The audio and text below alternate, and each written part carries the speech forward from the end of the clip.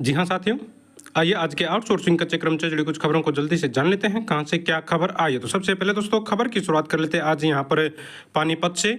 Part time कर्मचारियों ने लंबित मांगों को लेकर सौंपा है ज्ञापन। जी हाँ दोस्तों, ये पार्ट टाइम कर्मचारी हैं शिक्षा विभाग के। बताया गया है दोस्तों, शिक्षा विभाग पार्ट टाइम कर्मचारी एसोसिएशन चतुर्थ श्रेणी कर्मचारियों ने डीसी के माध्यम से मुख्य सचिव, मुख्यमंत्री, शिक्षा मंत्री, शिक्षा सदन मौलिक निदेशक के नाम ज्ञापन सौंपा है।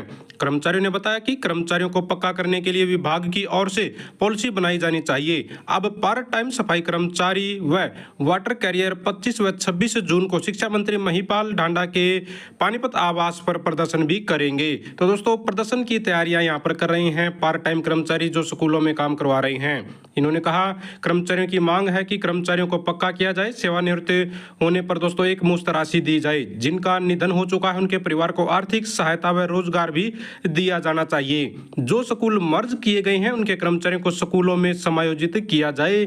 और कर्मचारियों ने कहा कि अगर 2 दिन प्रदर्शन के बाद भी उनकी मांगे नहीं मानी तो प्रदर्शन को आगे बढ़ाया जा सकता है। तो पार्ट टाइम कर्मचारी भी दोस्तों यहाँ पर अपनी बातें रखने के लिए पहुंचे हुए थे ज्ञापन के माध्यम से।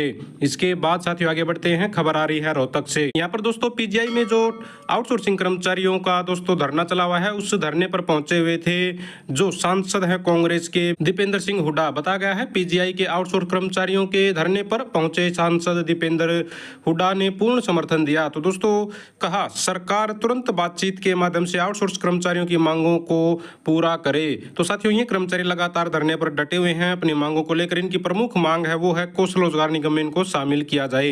तो कौशल रोजगार निगम में शामिल किया जाए, जॉब सिक्योरिटी पत्र इनको दिया जाए, एरियर जारी किया जाए, हटाए गए कर्मचारियों को दोबारा से बहाल किया जाए, पीजीआई घोटाले में दोषियों के खिलाफ एफआईआर दर्ज कराकर उनकी जांच की जाए। तो यहाँ पर दोस्तों कांग्रेस सांसद समर्थन देने के लिए पहुंचे हुए थे आउटसोर्सिंग कर्मचारियों के धरने को।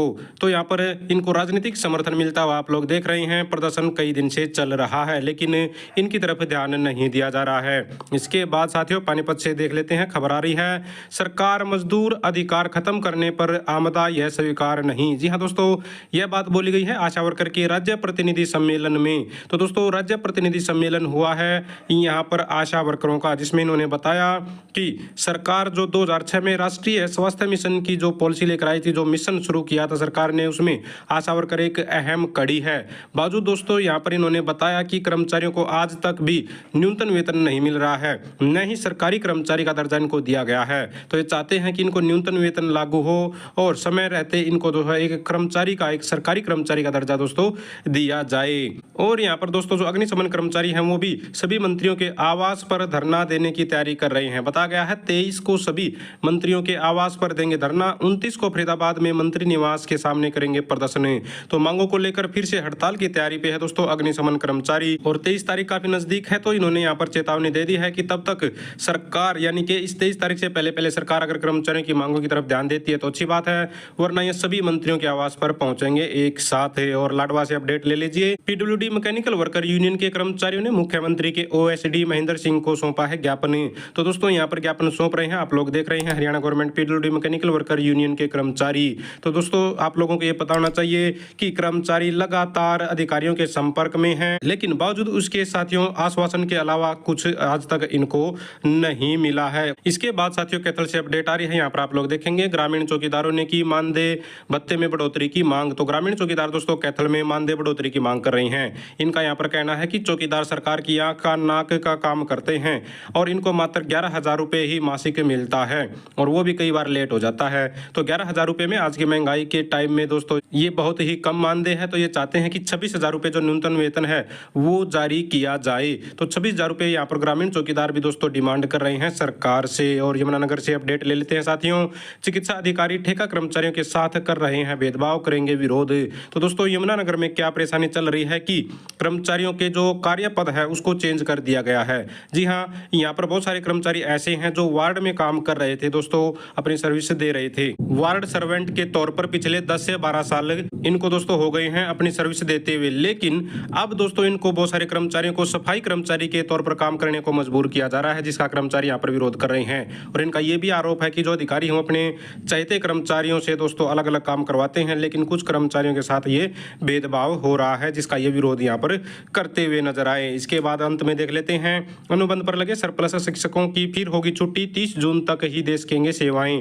तो दोस्तों जो कर्मचारी हैं यहाँ पर, जो ड्राइंग टीचर हैं और पीटीआई हैं दोस्तों, 1500 के करीब जो है शारीरिक शिक्षक हैं यानी कि पीटीआई हैं, और 500 के करीब कला अध्यापक हैं, ड्राइंग टीचर हैं। तो दोस्तों इनका कार्यकाल पहले 1 साल के लिए बढ़ाया था विभाग ने, लेकिन दोस्तों वित्त विभाग की आपत्ति के बाद इनके कार्यकाल को भी घटाकर 30 जून यानी कि इस महीने के लास्ट डेट तक ही कर दिया गया है। तो संभव है कि इनकी 30 जून के बाद ड्यूटी दोबारा से ज्वाइन न हो, यानी कि घर बैठा दिया जाए छुट्टियों के बाद तुरंत।